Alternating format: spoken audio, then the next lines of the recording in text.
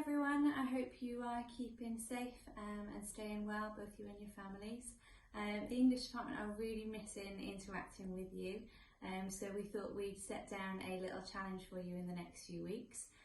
We are kick-starting the LHS Book Share Campaign, and we hope that you will join in with us. Each week, a member of the English department is going to share an extract with you from one of their favourite novels. And we hope that you are going to join in too. Tweet us a picture of you reading your favourite book, or if you're feeling brave enough, read us an extract from your favourite book as well. And hopefully we can all immerse ourselves in the wonderful world of literature with all this extra time that we've got on our hands at the moment. All you need to do is tag LHS Book Share and tag in the LHS English department. And we'll try and retweet as many as possible, and we look forward to hearing from you. The book that I'm going to share with you today is one of my favourites. It was difficult to choose. It is an extract from Northern Lights, which is by Philip Pullman. It's the first in his Dark Materials trilogy. And I'm just going to read you an extract where the main character, Lyra, meets a bear, an armoured bear, Yorick Bernison, for the first time. So I hope you enjoy, and I hope you interact with us back. After darkness had fallen, and when the stores and equipment had all been safely unloaded and stood in waiting on the quay, Father Coram and Lyra walked along the waterfront and looked for Llanishen's bar. They found it easily enough. A crude concrete shed with a red neon sign flashing irregularly over the door, and the sound of loud voices through the condensation-frosted windows. A pitted alley beside it led to a sheet metal gate into a rear yard, where a lean-to shed stood crazily over a floor of frozen mud. Dim yellow light through the rear window of the bar showed a vast pale form crouching upright and gnawing at a haunch of meat which it held in both its hands. Lyra had an impression of blood-stained muzzle and face, small malevolent black eyes, and an immensity of dirty, matted yellowish fur. As it gnawed, hideous growling, crunching, sucking noises came from it. Father Coram stood by the gate and called, "Yorick Bernison!" The bear stopped eating. As far as they could tell, he was looking at them directly, but it was impossible to read any expression on his face. "Yorick Bernison!" said Father Coram again. "May I speak to you?" Lyra's heart was thumping hard, because something in the bear's presence made her feel close to coldness, danger, brutal power, but a power controlled by intelligence and not a human intelligence.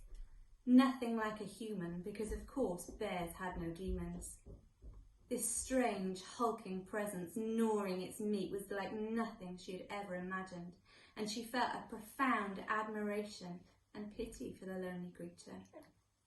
He dropped the reindeer leg in the dirt and slumped on all fours to the gate. Then he reared up massively, 10 feet or more high, as if to show how mighty he was, to remind them how useless the gate would be as a barrier, and he spoke to them from that height. "Well, who are you?" His voice was so deep it seemed to shake the earth. The rank smell that came from his body was almost overpowering. "I'm Father Coram, from the Egyptian people of Eastern Anglia, and this little girl is Lyra Balakwa." "What do you want?" "We want to offer you employment, Yorick Bernison." "I am employed."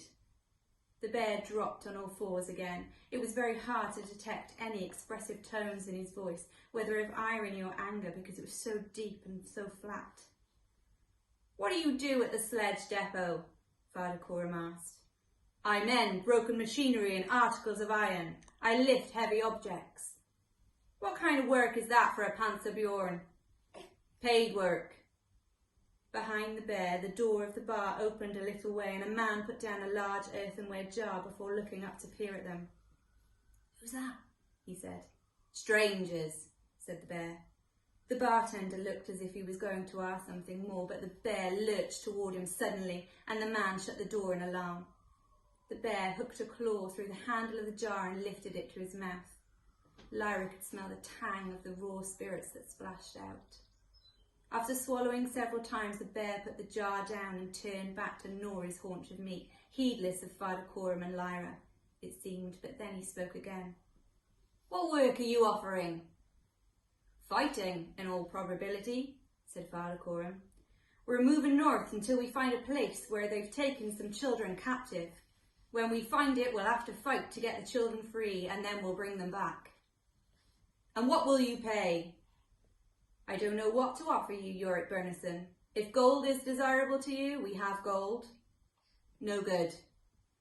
"What do they pay you at the sledge depot?" "My keep here is in meat and spirits." Silence from the bear, and then he dropped the ragged bone and lifted the jar to his muzzle again, drinking the powerful spirits like water.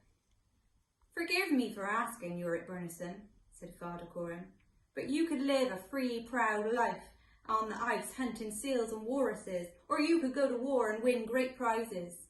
What ties you to Trollsund and Einerson's bar?" Lyra felt her skin shiver all over. She would have thought a question like that, which was almost an insult, would enrage the great creature beyond reason, and she wondered at Father Coram's courage at asking it. Yorick Bernison put down his jar and came close to the gate to peer at the old man's face. Father Coram didn't flinch. "I know the people you were seeking. The child cutters," the bear said. Okay, we'd love to hear from you. Tweet us a picture of you reading your favourite or current novel, or share an extract with us. Bye.